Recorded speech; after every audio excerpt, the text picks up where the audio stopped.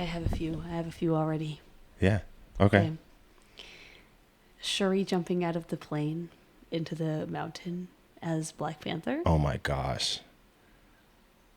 That music was incredible. I've listened to that soundtrack several times because he has this like electric guitar going that I had never heard him introduce in the Black Panther Yeah, it was a sound. different. Oh my It's a different goodness. vibe now. It's the vibe to match Shuri.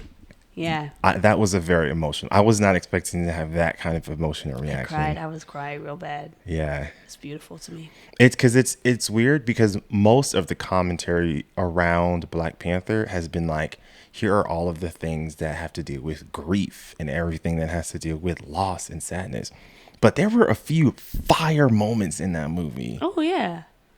Like I mean, listen, rest in power, Queen Ramonda, but that nigga Namor, his one-liners, I felt like they were up there with like Bane.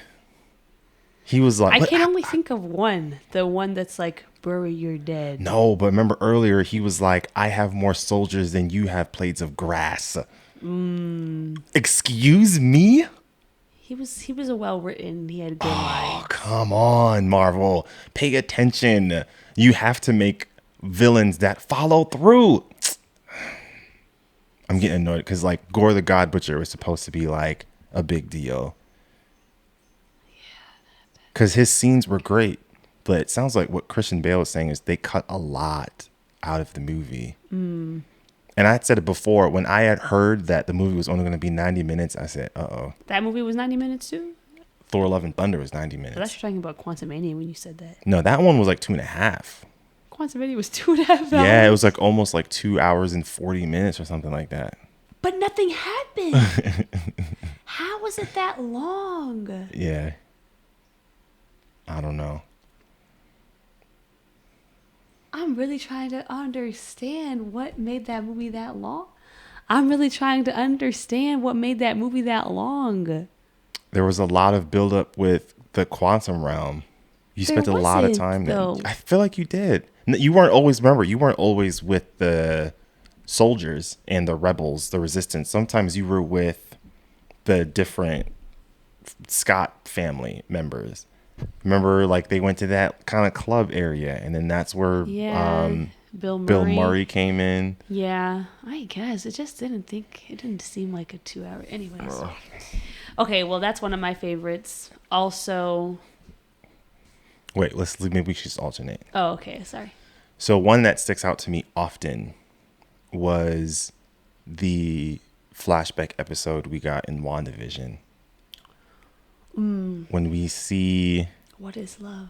Yeah. Man, when we got the flashback of her family, I don't know what it is, but that was very heartbreaking. Whoever did the music for that scene, when she's just watching the sitcoms with her family, and then it's just like jolt, explosion, and then you see the Tony Stark symbol on the missile. Then you get the backstory of like when she became the Scarlet Witch. But it really was, that scene with Vision was some of the best writing in Phase 4. And the line was all Paul Bettany, by the way. That wasn't written in like the original script. Whatever they had before, Paul and Elizabeth Olsen were like, it's not quite landing in our opinion, as in like there's something that's missing. It's the weight of what's supposed to happen here that is essentially a culmination of everything that we've experienced as viewers. That conversation has to be like the landing piece. And apparently what they had before wasn't doing it. And then they ran through a few ideas and then they kind of landed on that one, which I was like, perfect. That's a great one. That's great. I felt that one. Mm-hmm. So yeah, that's probably one of my other favorite ones. Another one would be the season finale of Loki with Kang. Oh my gosh. Ooh, that's a good pick. That's a good pick. That was just such good TV. just the monologue and Jonathan Majors just, doing his thing. And, you just kind of realize like the weight of everything that's been going on and, just everything that's been happening in the whole season, what it's all leading up to. Because there were a lot of fan theories about would he who remains, or Kang, we'll just call him Kang, if he would show up. And prior to that, like we had some Easter eggs, we'd had some theories that came through, but for the most part, it did kind of feel like Marvel fans would reach high, and then the actual results Would be like super low. We're not there yet. You know what I mean? People were like, Mephisto was going to show up. Nothing even close to that. Even I'm never okay. To me, the Mephisto. I mean, I don't know who that is. Still to this day, I don't know who Mephisto is. So that didn't really bother me. He's basically the devil. I mean, I get that, but like, I also I don't really know like the role that he plays. So I was like, I don't care about this. The thing that got me was her brother. Why did they do that? Why Can we talk about that for a second? And why did they make his last name Boner? The Ralph Boner thing was like, why did y'all do that? Was it supposed to be like funny? Like, it's just like weird. It's just everything about it is weird. It would have already been weird to have him in there and not have him be like another version of her brother. Yeah. But the fact that they made his name Boner just makes it so much worse for some reason. And you know what it was too? It felt like a troll. Yeah, it's like, why? Like, I don't understand. Apparently there was, I don't know if there's validity to it, but there was some report that like Kevin Feige had some reservations on them doing that. Like when they first pitched it to him, Feige was like, I don't know if we should do this. You need to put your foot down. Yeah. Because you know what it was? WandaVision was so good, it almost feels like we forget about the Ralph Boner thing. Yeah. It's like, it just is like the show, if this would have been funny in a show like She-Hulk. Yes. It would have been funny in a show like that where it's kind of like everything is kind of a joke, But in WandaVision where everything was very serious, in the moment, I do remember laughing quite a lot because it did kind of feel like, damn, Marvel knew that we were going to have the fan theories through the roof, and they pulled like the gotcha moment, which in the moment is like, all right, touche. But reflecting back, it was kind of like, damn, why y'all did that? Why did you do that? And they used the actor who was the Quicksilver in the Fox universe, which made the theories go insane. Well, yeah, that's to me. If it had just been a random guy named Ralph Boner, like I wouldn't really care. But it's the fact that it was that actor, and also the fact that when she opened the door and saw him, she was like, whatever her brother's name is.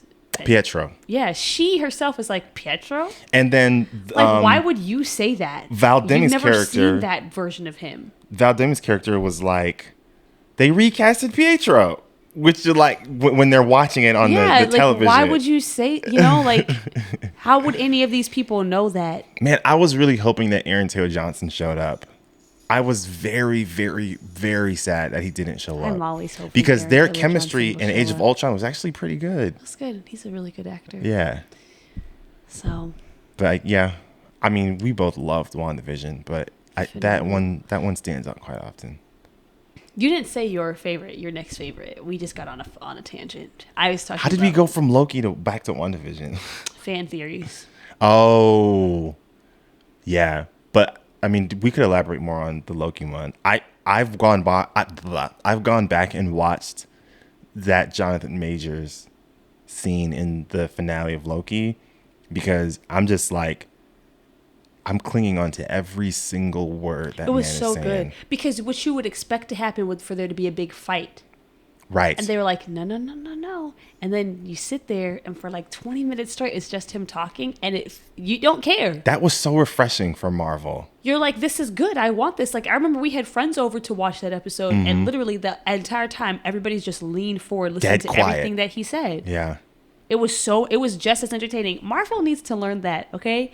You don't have to go big in the finale to be good. Yes. You can end it. Yeah. Wow, I'm shaking a lot of things on this table. No, you're fine. But you can end it with a bang without it being like a bang. Yeah. You know? Because even at the end of that conversation that he has with Sylvie and Loki, after Sylvie, unalives Kang, I was like, yo, the stakes are super high. And like, yeah, there was some fighting between Loki and Sylvie, but it didn't feel like the traditional, Yeah.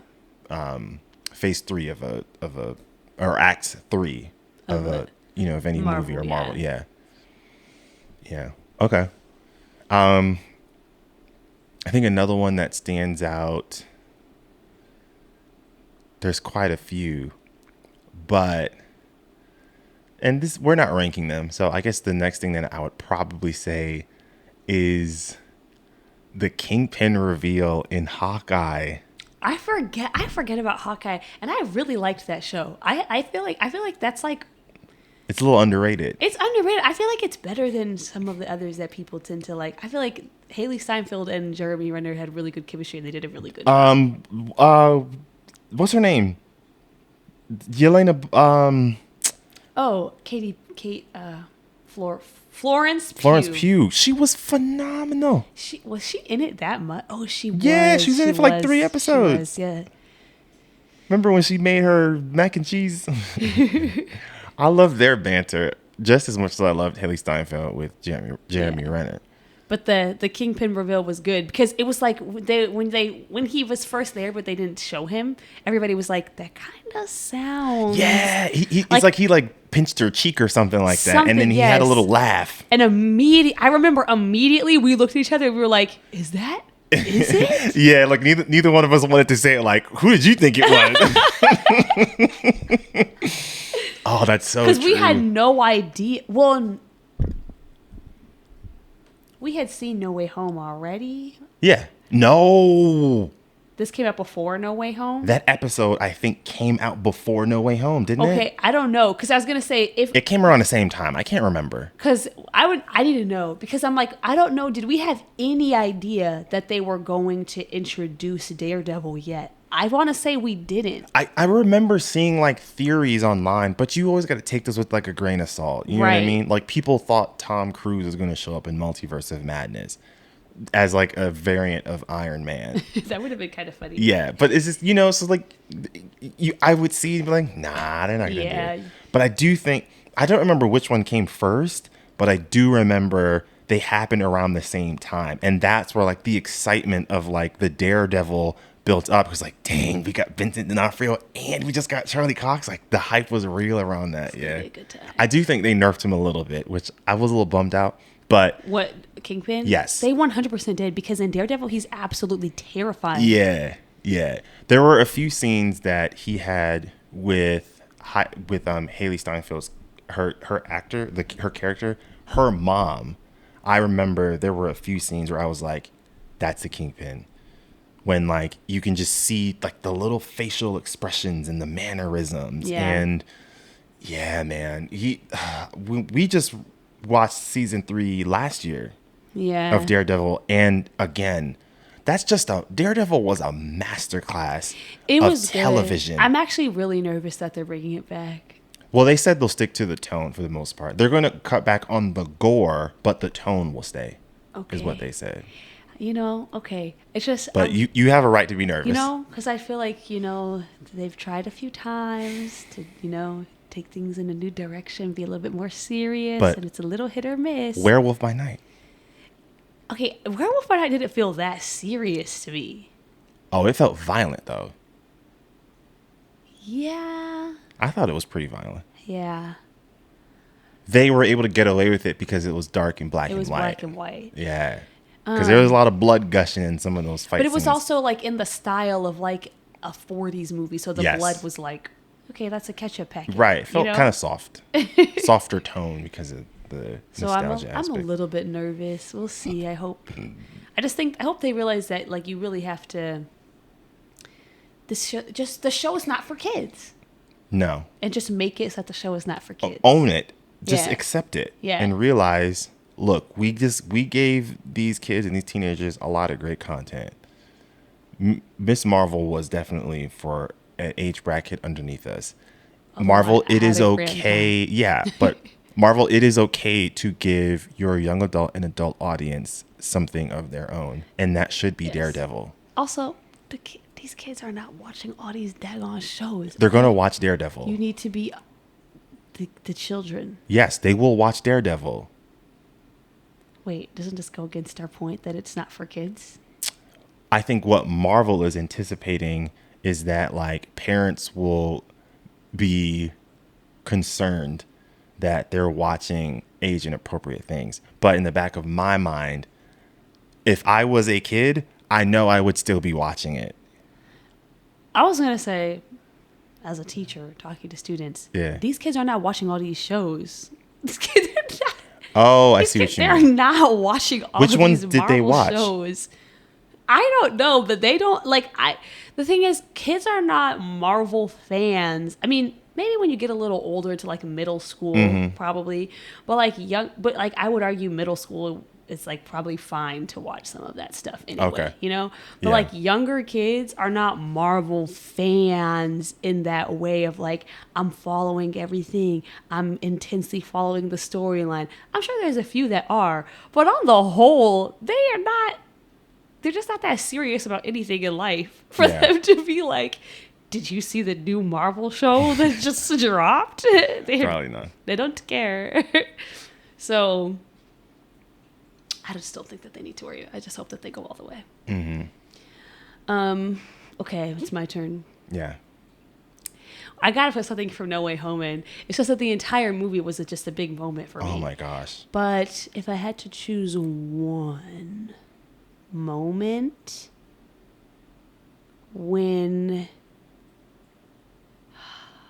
is it when Andrew Garfield showed up, because that happened first, or is it when Tobey Maguire showed up, because it happened next, so you already knew it was gonna happen? I don't know, because with the Tobey, I'm gonna just put both of them in one. With the Andrew Garfield one, it was like everybody kind of was like, we were pretty sure it was going to happen, but nobody knew for sure, I don't think. There were leaks, but even then, you kind of still have to have some slight reservations on believing it. Yeah. So, like, when it happened, that confirmed, okay, all the rumors about this movie are true, and we're about to get everything that we ever wanted in our wildest dreams. So, when he showed up, also, I personally loved Andrew Garfield's Spider-Man movies. I don't know why people had such a problem with them. They're a little underrated. I thoroughly enjoyed them all. I thought he was a very good Peter Parker. I had a great time. Yeah. So I also am always excited to see Andrew Garfield. I remember that. So that was very exciting. And also the theater experience, wild, beautiful, amazing. Everybody jumped and screamed. And then that built up the anticipation then for Tobey Maguire. Like everybody's just waiting. Yeah. And then the way that they did it too, when they open it and you just see a figure. And I remember in the theater hearing people be like, oh, that's Tobey Maguire. Like whispering it, like that's Tobey Maguire, that's Tobey Maguire. And then he walks through. That was one of those theater experiences that I will never forget. I won't ever forget it. And you know what some of it was too? We were just getting back from COVID. And so like people hadn't experienced that theater feel for a while. Yeah, I hadn't been to packed theater in years. Yeah. I was getting very emotional, man. It was so good. That was a great time. It was great. Yeah. I remember just watching. It's like, is this real? And like, cause like you have like these fan moments that you just imagine in your head, like maybe one day, but like Marvel would never do it. And like they gave us that. It's kind of hard to fully hate Phase 4 because that theater experience was something that beats any experience I had in any of the previous phases. Yeah. Honestly, in any film, I don't think I've ever been to a movie theater experience like that personally. Yeah. Like, saw Endgame in theaters, amazing. That was a good experience as well. At the end of Infinity War, everyone in my theater was just like, what? Everyone was like, that's the end. Oh, we were crying in mine.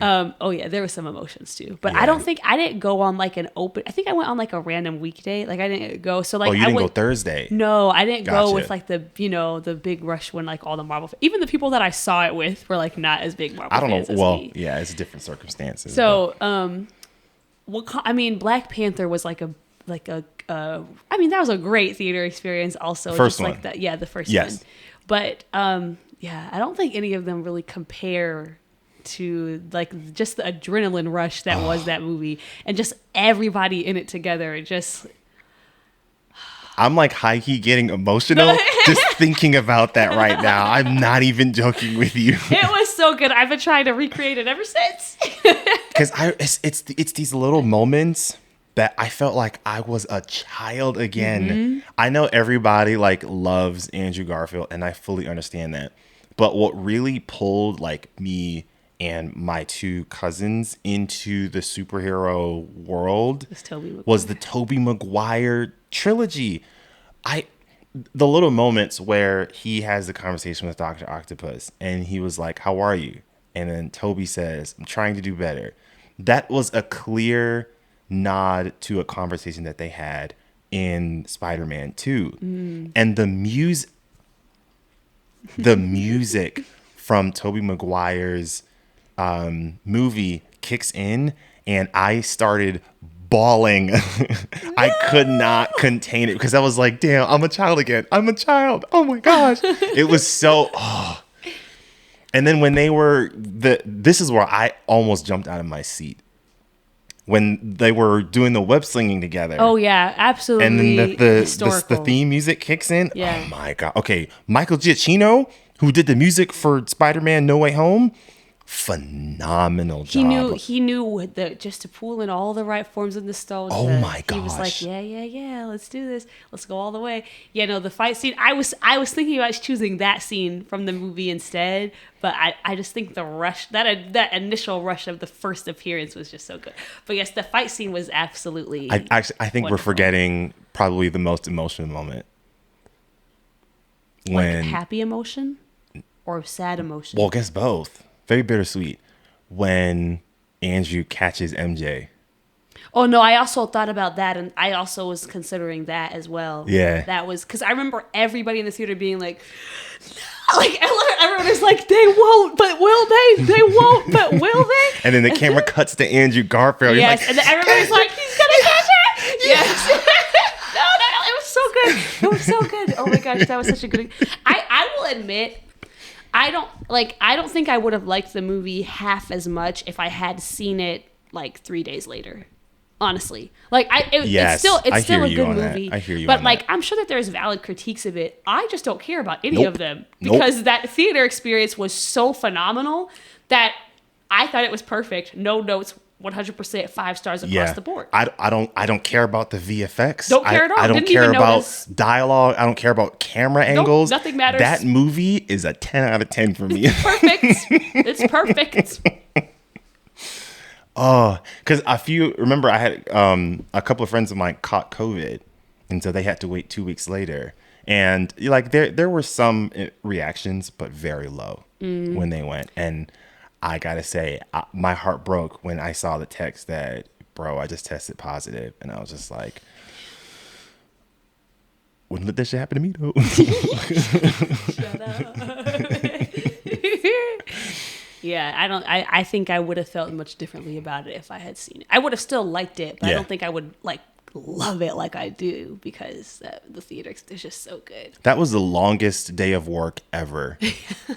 Because that's all I kept thinking about. And then, like, you can't go on social media like past time. Yeah, because I don't want to see anything. Yeah. Right. But yeah, man. Hand on Cane, Charlie Cox reveal was also a big thing. What he just show us. Gosh.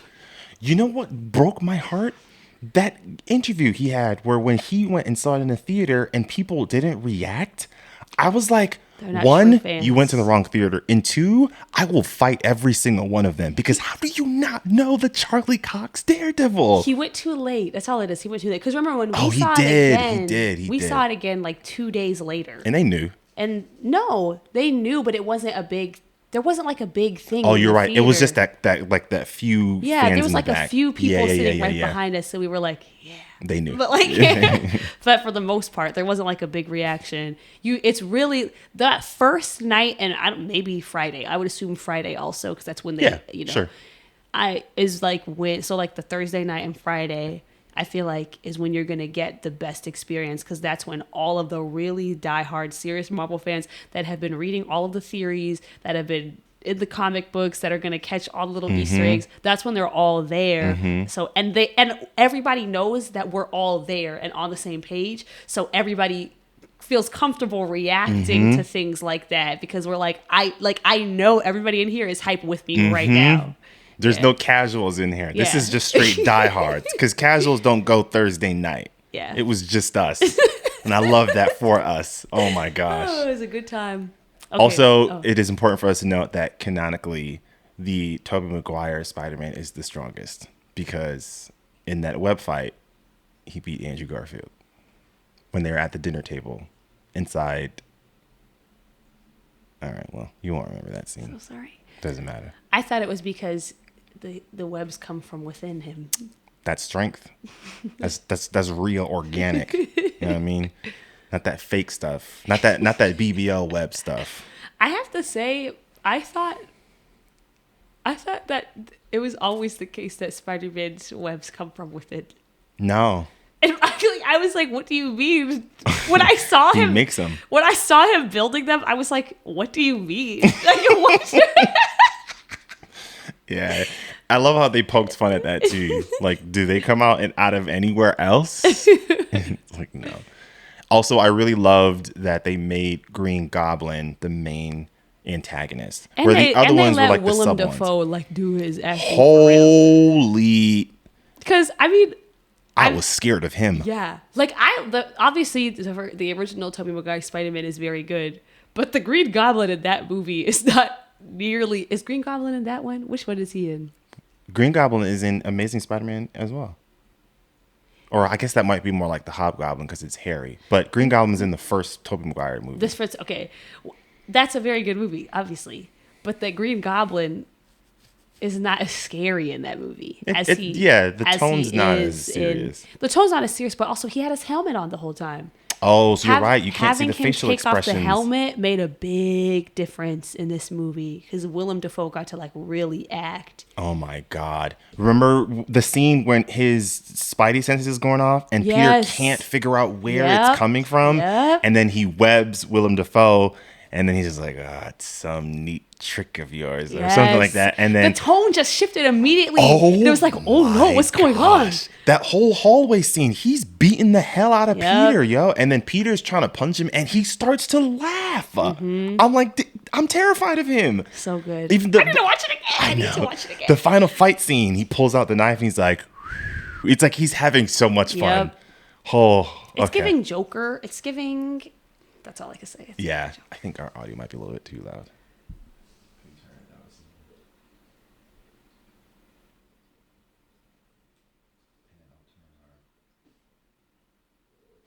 I'll turn our mics up. Okay. Is that a little bit better? It is. Hopefully that's not too loud in the final recording, but We're too excited. yeah, we got very high. Turn the volume down on your phones. You'll be fine. Yeah. All right. What's your next one? Okay, so you did Spider-Man. I won't repeat it because it's kind of the same thing. It'll be the same points.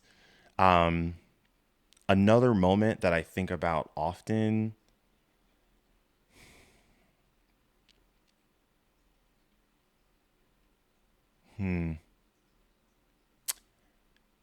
Isaiah Bradley in Falcon and the Winter Soldier.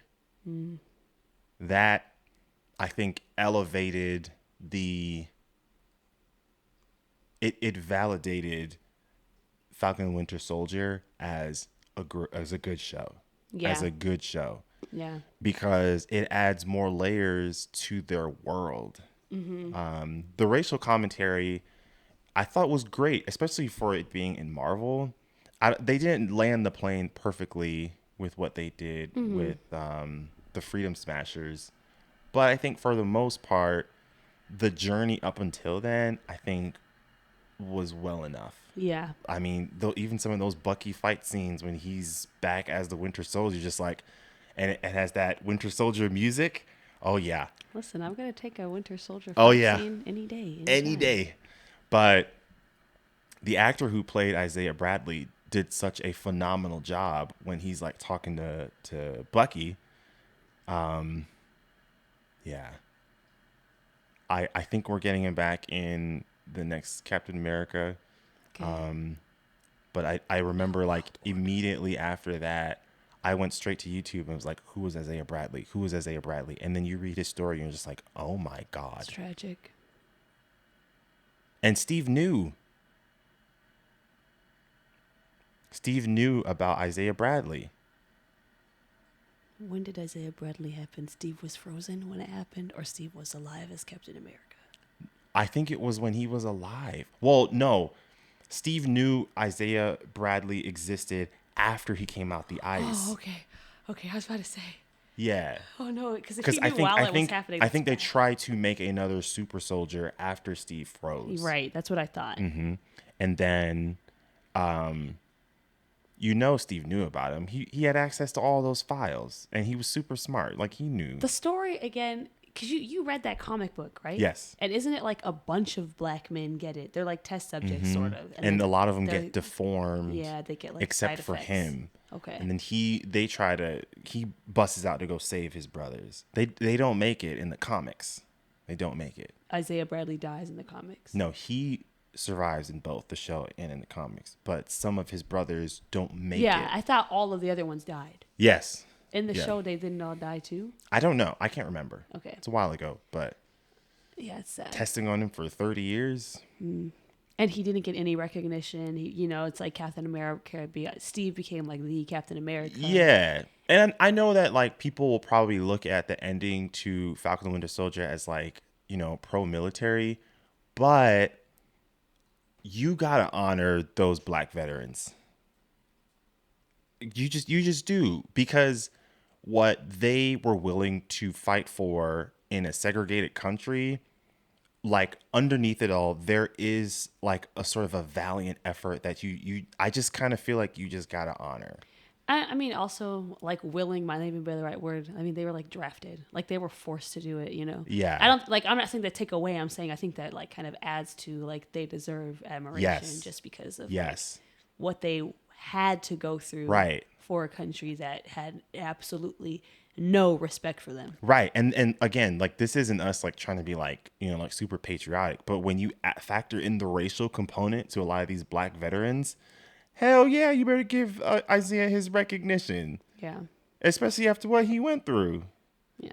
So I just appreciated that. And I appreciated the fact that Bucky had some blind spots. He did. And I don't know if people fully recognize that because we just love Bucky, but like Bucky couldn't understand. He's a white man from the early 1900s. Yeah. Bucky couldn't understand why Sam was hesitant to take the shield. And Sam, I thought the way he described it was well. He said, I don't need you to agree with my decision, but can you at least accept the possibility that I did what I thought was right? Mm-hmm. And that I thought was a very clear line of like, bro, I don't expect you to get what it's like for me as a black superhero, but as my friend, you can at least try to empathize with my decision. Yeah. And it was like Bucky, it felt like he couldn't fully grasp the full story there. And even he goes and tries he was to asleep through like. That's true, but he kidnaps Zemo. You're gonna piss off the same black nation that restored you? Like moments like that, I'm just kind of like, damn, Bucky, like you showing your whiteness right now, bro. Like, the Zemo thing wasn't that also. What's Anthony Mackie's character's name again? what do you mean? Anthony Mackie was his character's name. Like Falcon or Falcon? What's his name? Sam Wilson? Oh, Sam. But the Zemo thing, wasn't that also Sam's decision too? Wasn't he also like a part of that? I think it was Bucky's suggestion, though. It felt like a necessary evil. It didn't upset That's me true. as much. That's true. But yeah. Yeah. I there's like a lot of people that are like, why did they add some of those scenes like when Sam was at the bank and he couldn't get a loan? And I'm like, bro, if you've talked to enough black people, you will know how accurate that scene is. That's not forced, because Black people watched that and it was like, that's real. The same thing with he's broke. He don't have no money. You know what I mean? Like, and then you got people like Ant-Man that are having like book deals.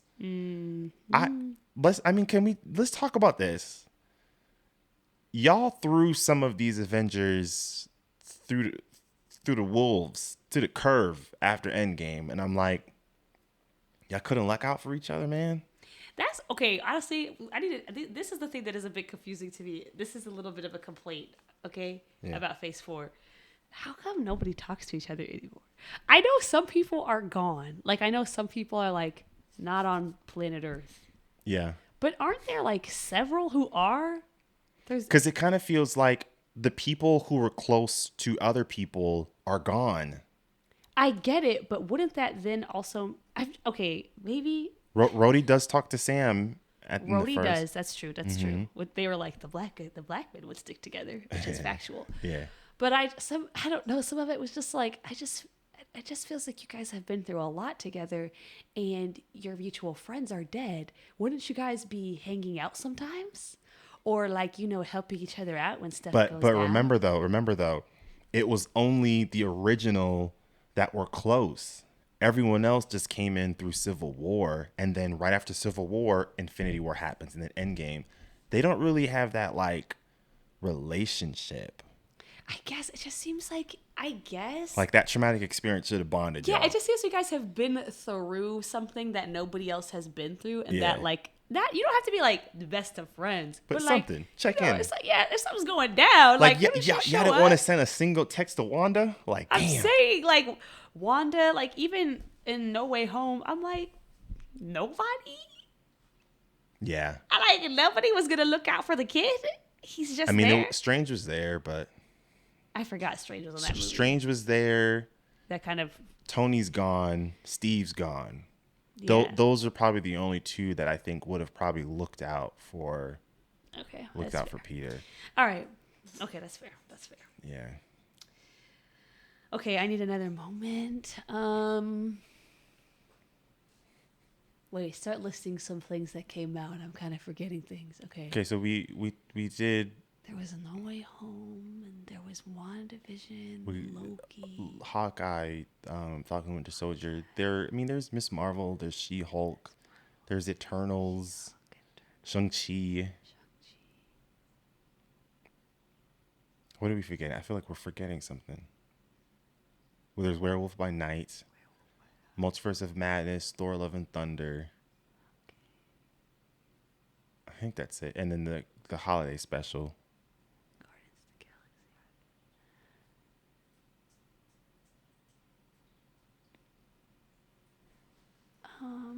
Galaxy. Run out of ideas. No, there was some other moment. I can't remember like specific moments.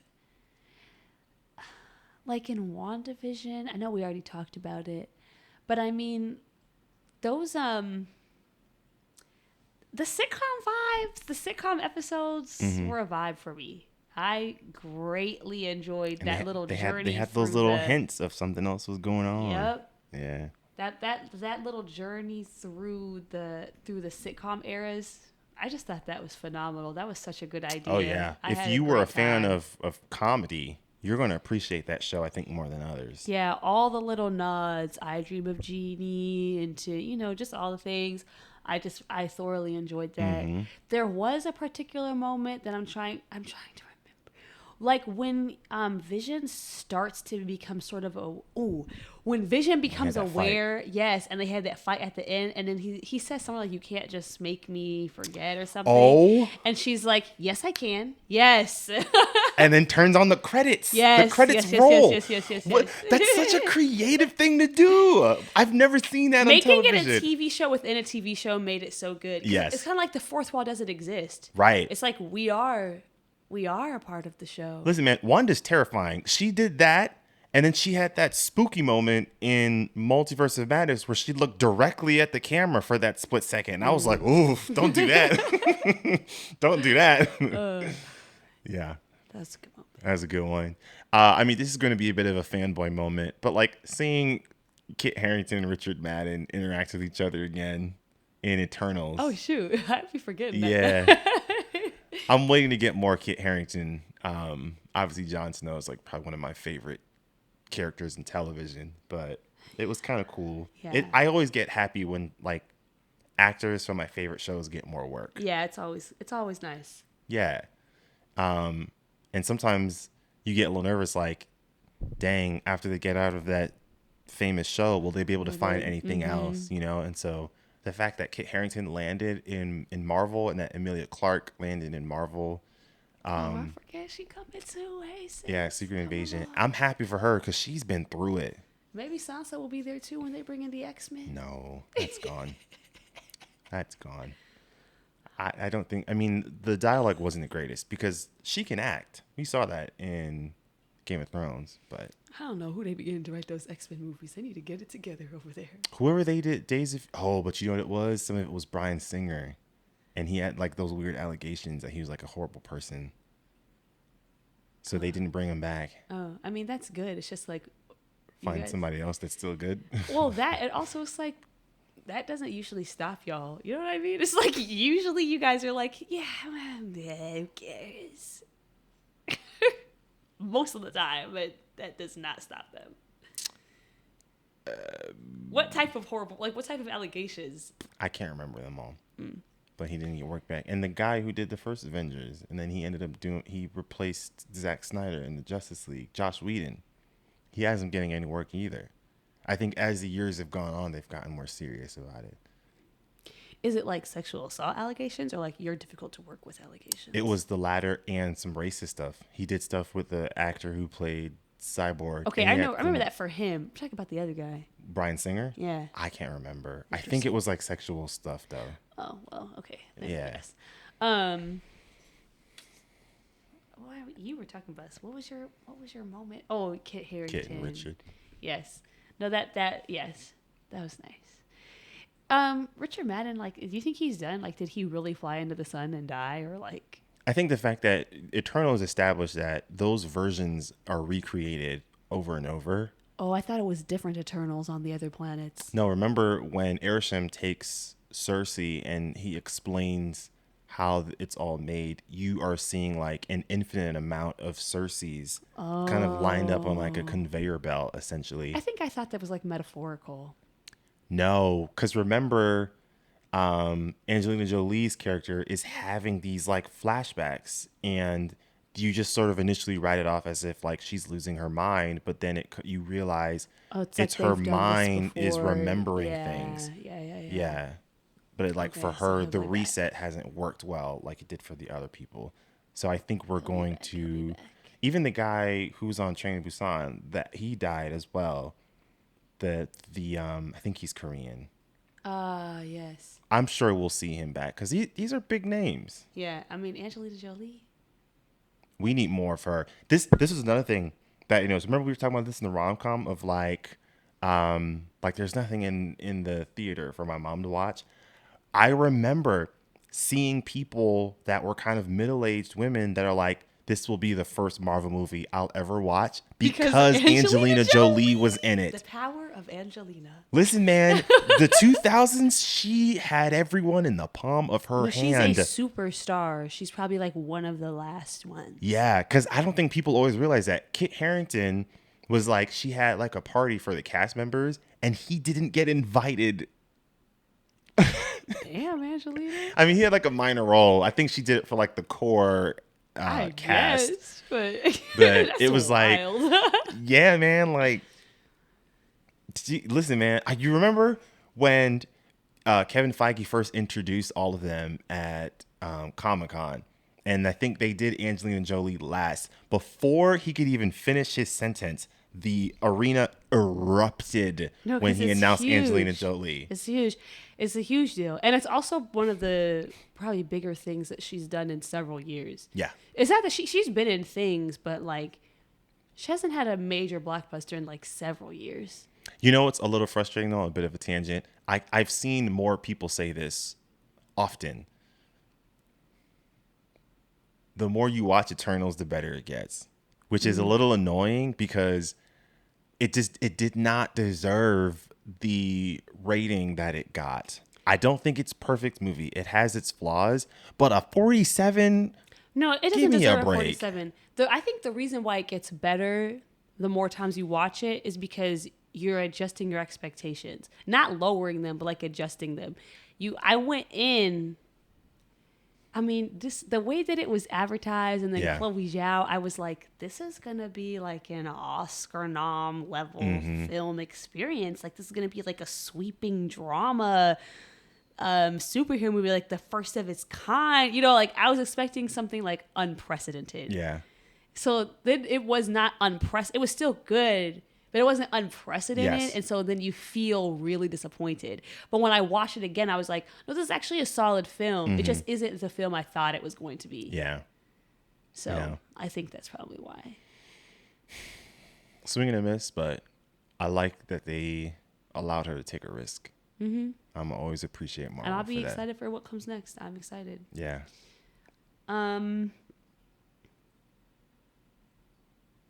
I guess we could each just do 2 more because we're almost at an hour.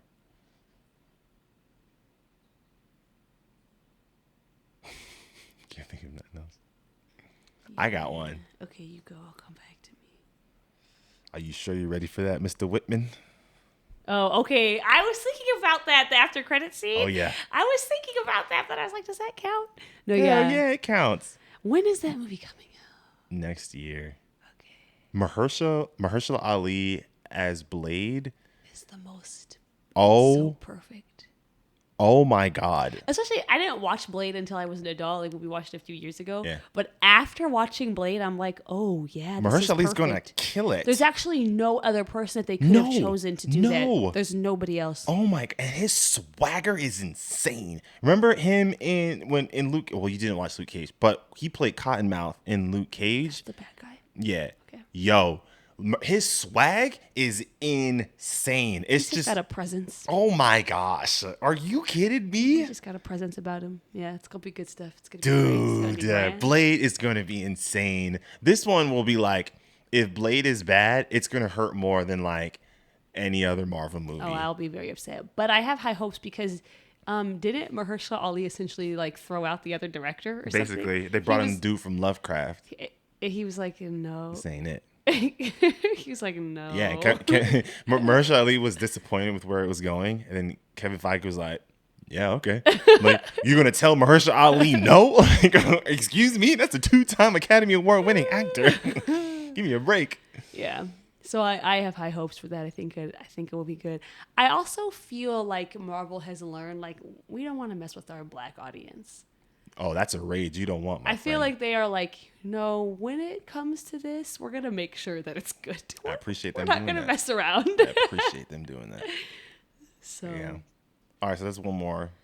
I guess, I mean, this is also from Falcon and the Winter Soldier. But, now I'm thinking about that show. There was quite a few. I feel like there was like a lot of OMG moments. But. Oh. The smashing, when he killed the beheading of the guy, and the lead up to it. Because from what I remember, there was like a pretty good, like intense, like chase/fight scene where you got to see Bucky kind of do his thing, and you Falcon and da. And then his friend dies. Oh yeah. Yeah, he died. I think Carly accidentally kills him. But yeah, and then the lead up to that. And then at the next episode. That fight scene that Bucky and Sam have with him in that warehouse was super intense. Yes. They like broke his arm. Yeah, the fight scenes in that show were actually very intense. Yes. They didn't really hold back there. It was very good. That show is a little underrated, and I felt like again, it's because of the finale. Well, I think the finale was part of it, but we went from one show to the next one, and it didn't feel like we had a chance to just breathe and really process the shows that happened because we went from WandaVision straight to Falcon, straight to Loki. It was a lot. I went and rewatched it when I was on my way to Cali, and I was like, damn, this was a pretty good show. It was really good. This was a pretty good show. I do think, I saw a tweet the other day that was like, they were like, I still can't, they had a screenshot of the John Walker like holding the bloody shield over Yeah. it, and they're like, I still can't believe that they had him do this only to redeem his character in episode 6. And I'm like, yeah, you're right. It was dumb. It was dumb. I'm to curious do to that. see what they do with him in Thunderbolts, because he's not supposed to be a protagonist. He's supposed to be somewhat of an anti-hero.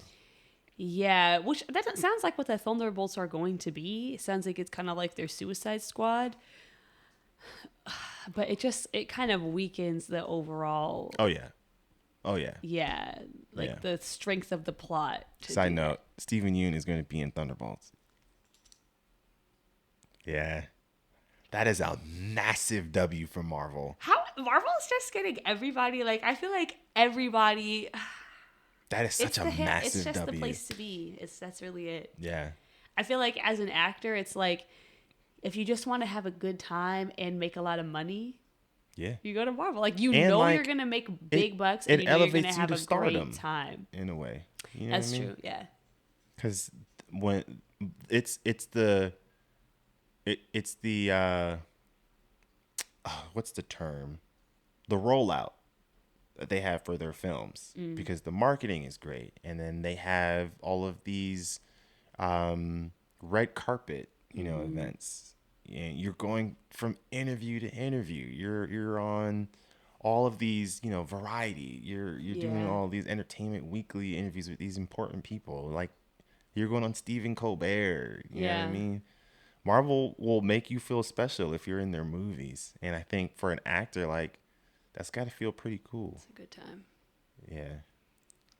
Okay, so my last one, I want to be very intentional about this one.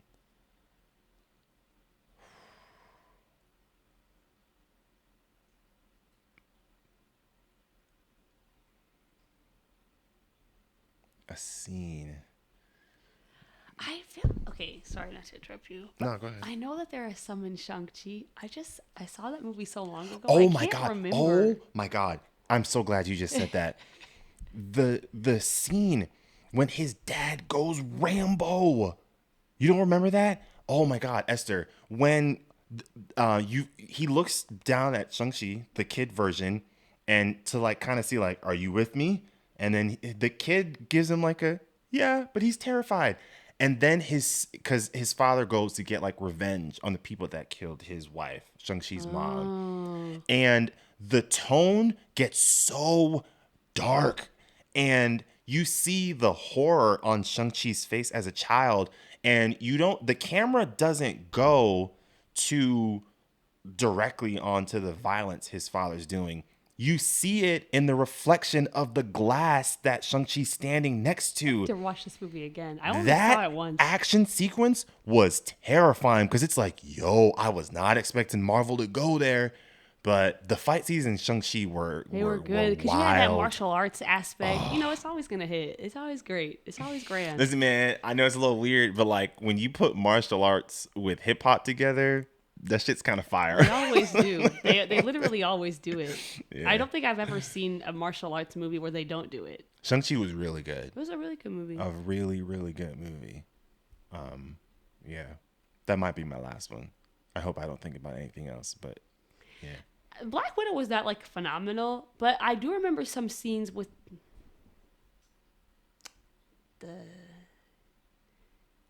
it turned out to be a woman, but we didn't know. Taskmaster. Yeah, I remember some scenes with Taskmaster being like, oh. That first introductory fight scene was pretty impressive. Yeah. Yeah. David Hoffman was hilarious Always in that movie. Oh my goodness. Always is. He's grand. Yeah. Really funny. And it gave us Florence Pugh in the MCU. So. And she just kills it every time. Once again, I feel like you cannot disrespect Marvel this much when so many like top tier actors choose to be a part of it. Like maybe it's not your thing, that's fine. But to be like, all those movies suck, it's bad, it doesn't make sense, frankly. Because there's just so many talented people involved. Yeah. You have like very successful actors, directors, writers involved in the process. You have to put a little bit of respect on it. It's interesting. It's on my list of things that we can cover, but there's an episode that I want to do. I've been doing some research on movies that critics hated when they first got released.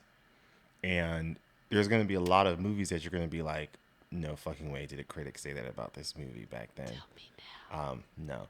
Well, I mean, one of them that we always think about is with Interstellar. They didn't hate it though. They gave it like what, something in the 70s. Like a 72? Yeah. That's not hate. I mean, it's still certified fresh. No. Interstellar is not a 72%. No, I agree that it's not, but that's not hating it. When I first saw those reviews, I was like, something feels weird because it's a Christopher Nolan movie. Everything about the trailer felt like it was going to be phenomenal. And then I went in and all of my friends watched out, and like that was one of those movies that was like transformative for me as like a person. Like when I watched that, movies felt different. My expectations, my criteria, the things that I needed to see changed after watching Interstellar. And I was like, what were these critics talking about? I would love to read the reviews and just see what. I'm really curious, actually, Because it's really rare for them to not like Christopher Nolan films. You know what I mean? I've thought about it, and it still doesn't make sense to me. To this day, it does not make sense to me because you could argue that that movie has aged the best out of all of Christopher Nolan's movies. Better than Inception? Interception. I think so. Interesting. And not that none of his movies are bad. They all age well, but I think this one has aged the best, in my opinion, because its rewatchability, I feel like, for me personally, is higher than any of his other stuff. I feel like that and Inception are a close tie. Maybe, but also the music in Interstellar was just... Hans Zimmer said that was his favorite track to ever work on. It's fantastic. It's great. The organ usage, give me a break. He's just showing off at that point. Yeah. Yeah. But, yeah, there's going to be a few that you're going to be like, what? Yeah. You didn't give your last one. Oh. Uh-oh. Okay. No pressure, though, or anything. It's kind of tough because like a lot of the things in this phase I was kind of like meh on, you know what I mean? But, It's like this phase had okay movies with some great moments. yeah. And then like a couple really good, you know? Yeah. Oh, there's like Daredevil and She-Hulk. Yeah, that wasn't like a huge moment for me, I gotta Oh, say. I fucking ate that up. I mean, watching them flirt with each other was nice. I had a good time. The hallway fight scene, that's classic Daredevil. Yeah.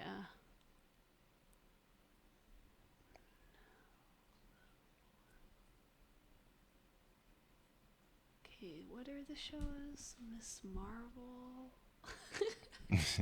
If you can't think of anything else, that's fine.